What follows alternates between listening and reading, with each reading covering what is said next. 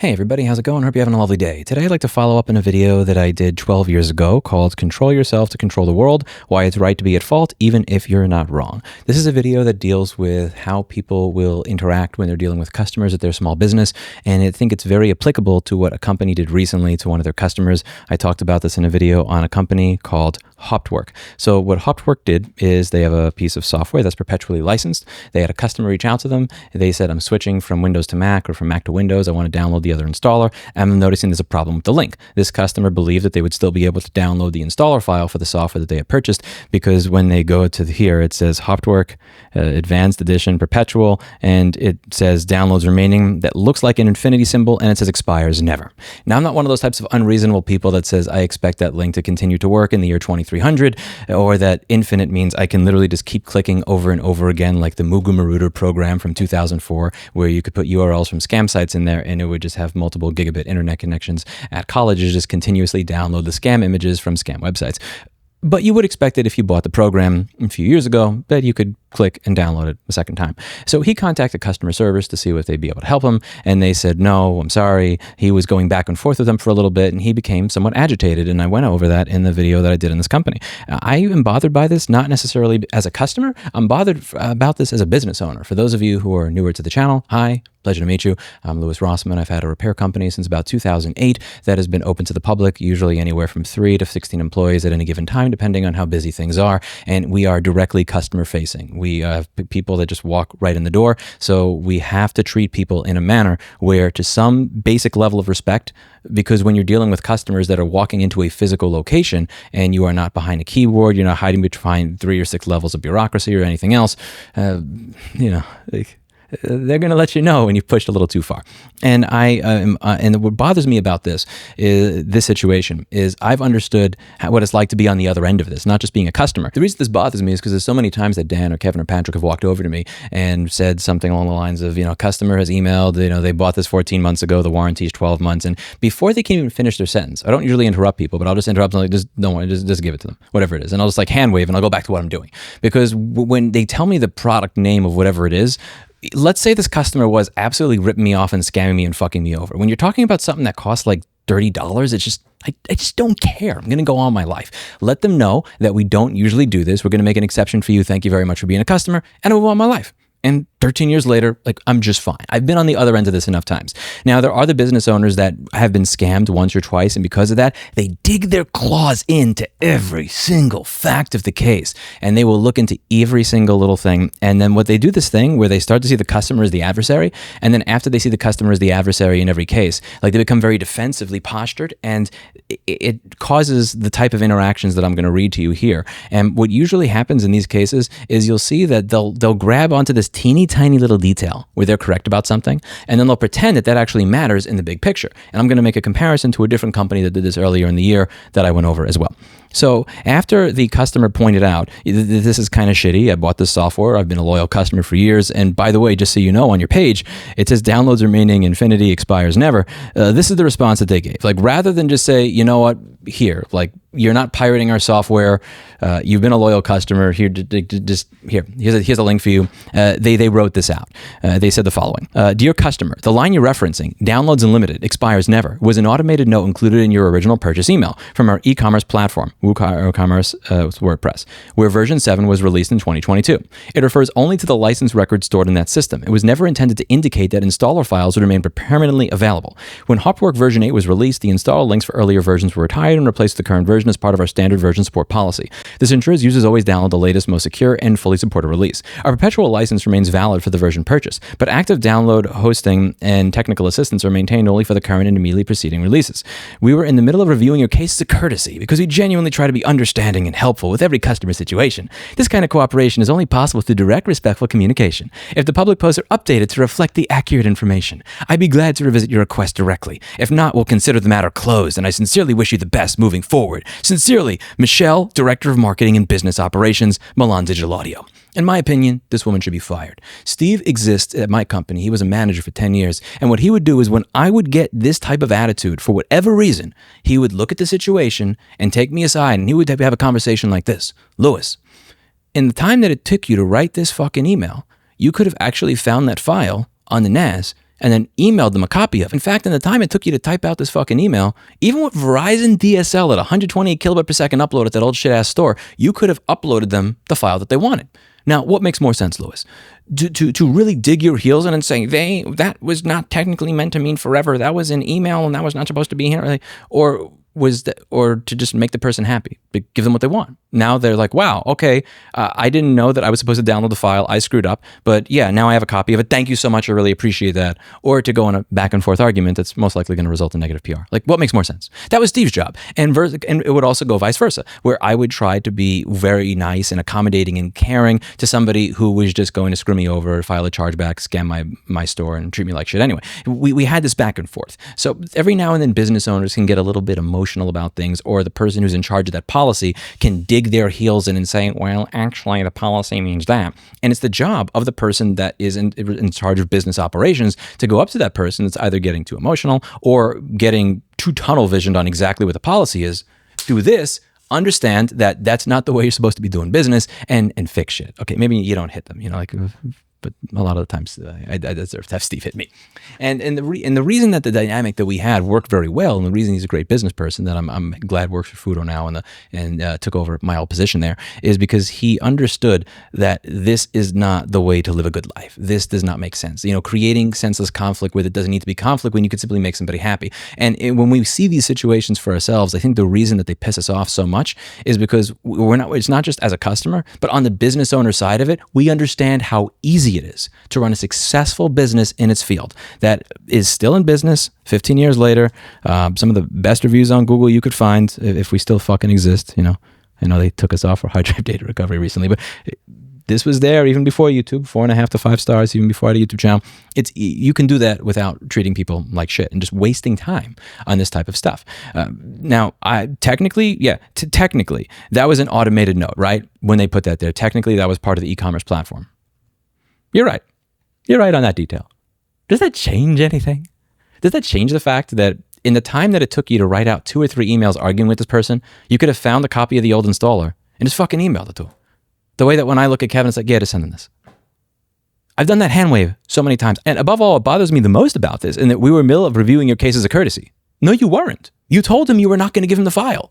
You already told him when he asked nicely that you had no interest in helping him. And now you want to pretend that you were trying to be nice? And that if he hadn't told Louis Rossman about this, then maybe we would have given you the file. Fuck you. You were never going to give him the file anyway. Don't pretend. If you're going to be the bitch, be the whole bitch. Don't half bitch. Don't pretend that you were going to give him the file. You were never going to give him the file. It's in writing. And I read that email in my last video. Don't pretend that, we were going to help you, but now we're not going to help you. No, you were never going to help him to begin with. If you were, you wouldn't be contacted. Customer wrote this back. Dear Ms. Qualley, thank you for confirming that nothing about my sharing of the conversation with Brad has in any way, shape, or form misrepresented the issue at hand, and providing additional details about a commitment you made, as you described in an automated note that you never intended to honor. Thank you for also confirming that the old installer links were retired, despite this never having been communicated to users who, on the contrary, still see what appears to be a perfectly functional download button, accompanied by the statements, download, unlimited, expires, and never. I think this speaks volume about the consideration you have for your customers. Never mind the patronizing tone you and your colleague have displayed. For instance, in repeatedly emphasizing how courteously you handled the case until it became a timeline that, for my part, I find difficult to believe. You are, of course, free to consider the matter however you wish. As for me, I'm always open to hearing what you have to say. However, I sincerely believe you would do well to stop digging the hole you find yourselves in and issue a public apology to your user base, informing them that, following a 6-month grace period, links to previous installers will no longer be available, and any reference to them will be removed from users' account pages. While I still believe that providing access to older versions should be the bare minimum for any self-respecting company, such transparency would at least not appear disingenuous. That said, I'm fully aware that I'm unlikely to succeed where the combined works of Bach, Mendelssohn, and Frank, among others, have apparently failed. To elevate your spirit and instill a sense of beauty in all that we do, musical or otherwise. Regards.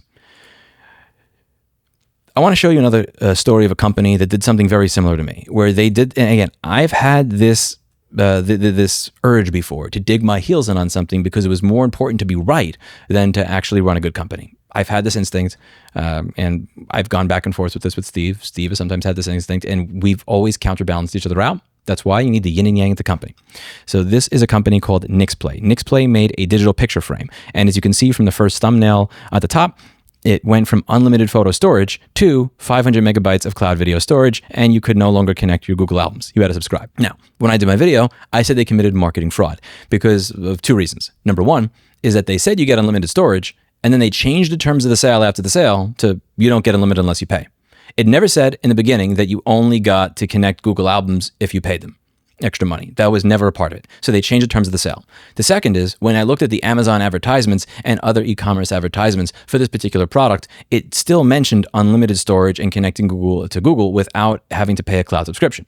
Now, the owner came out and said, well, actually, Louis, on our site, we changed it so that it reflected that we changed the terms of the sale. We did change the terms of the sale, but our site reflects that. Amazon, we didn't have control over the listing there. Amazon chose to not allow us to control our listing and edit it, so that's not on us. You see, Louis, you're wrong. We did not commit marketing fraud. We changed the terms of the sale after the sale, and then we're accurate about the fact on our own website that we fucked everybody. But on Amazon, we were not able to be accurate about the fact that we fucked everybody. So technically, Amazon committed marketing fraud, not us. And it's like,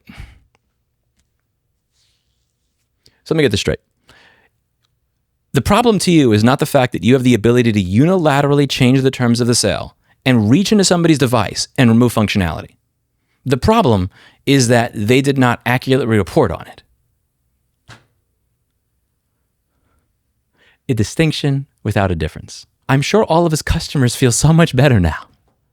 That man was so focused on being right that he has no concept of what it feels like to be his own customer.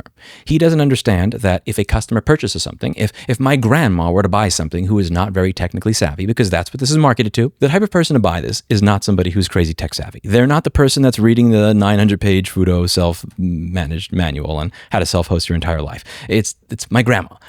If my grandma buys something that says I can connect to my Google Pictures and then it no longer is able to and now says pay us a monthly fee, do you honestly, in your heart, think that she's no longer going to be pissed off at you simply because you say, oh, well, actually, we changed the item description on Amazon? Fucking no. You missed the point. You're trying to grasp onto the one teeny tiny area where you're correct in order to ignore the escaping chasm where you're wrong. Is that going to change anything? Do you think your customers are going to be happier as a result of that? Not really. Do you think it's going to change any of the negative publicity? Not really. Technically, you are correct, and I will update the record. I will ensure that I've read this entire email and put it on the screen while I'm doing this video to demonstrate that this was based on a WooCommerce platform that had a notification about your downloads remaining and when it expires, and that you did not actually intend for that link to be available forever. Does it fucking change anything? Are you better off this way? And this is the kind of thing that Steve would come to me and ask in the early days if I was being a dick to a customer when I shouldn't have been. And this has happened before. Like it happens to all of us. When you deal with the public 8 to 13 hours a day and you don't take a day off for 4 years, sometimes you get burnt out and sometimes you say shit or you do shit you shouldn't. And it takes a real adult, it takes a grown man to say, you know what? Yeah, I fucked up.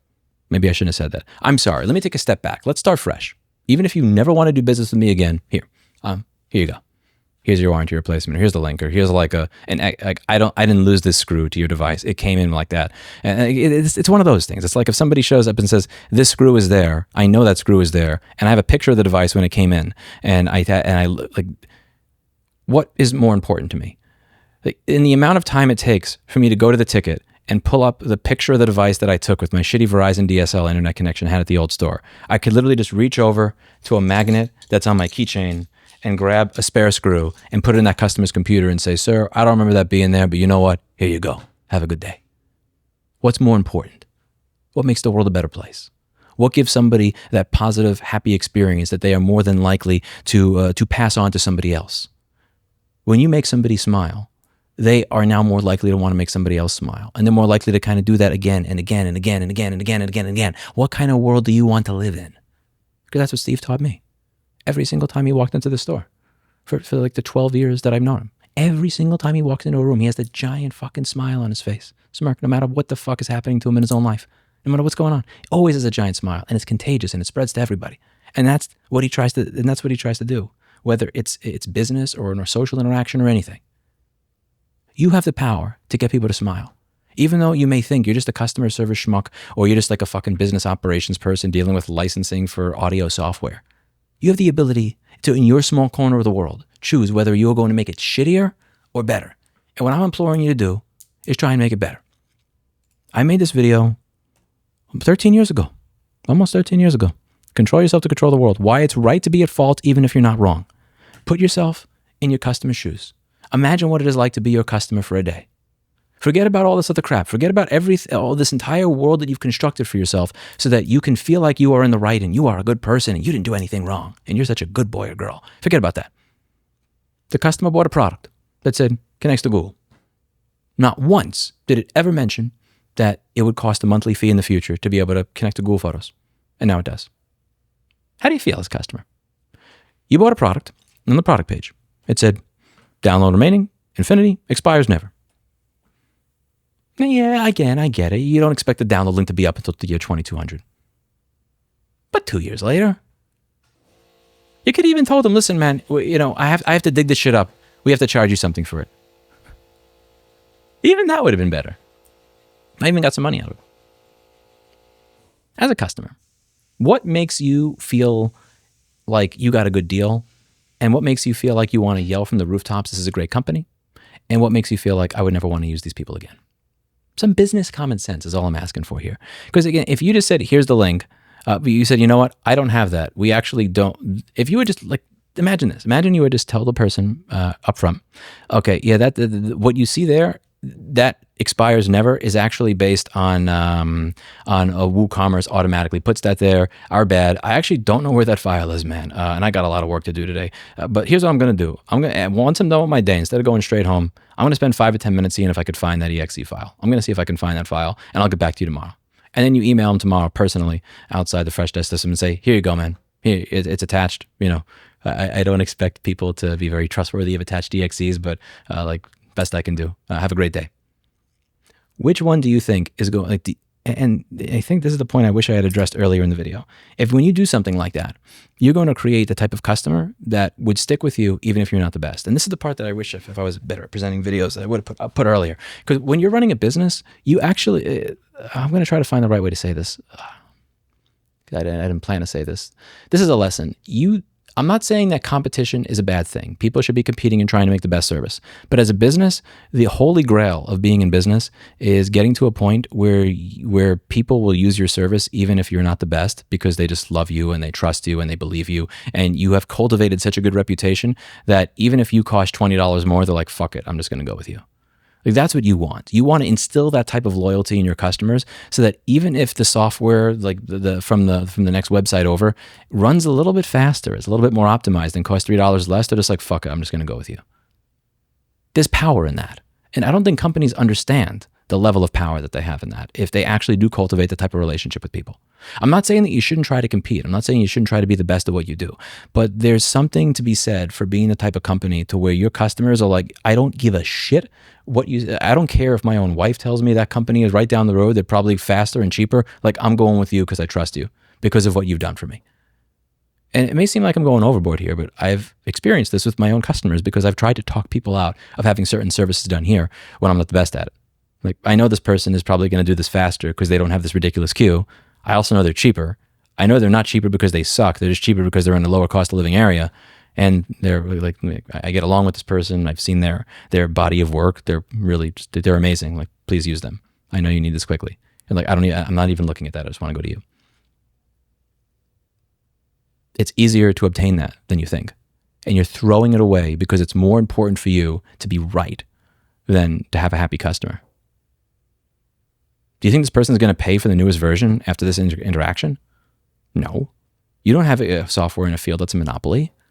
You have software in a field where the people have choices. This has been therapeutic for me because like watching people just shoot themselves in the foot and customer service and business, it does bother me just from being on my side of it and seeing how easy it is to cultivate really good relationships with the people that you work with to where you don't do this. I don't know. I don't always win. I fail a lot of the times. We don't always do what we want to do. Like sometimes a device is not fixable, or sometimes we think it's fixable and it's not, or sometimes we think it's this thing and it's actually that. Oh, that's going to be a shit phone call to somebody. But those are the hard ones, right? These are the easy ones. It pisses me off that you fucked up the easy ones. You didn't have to. Anyway, this video is way longer than it probably should have been. I'll see you in the next one. Bye now.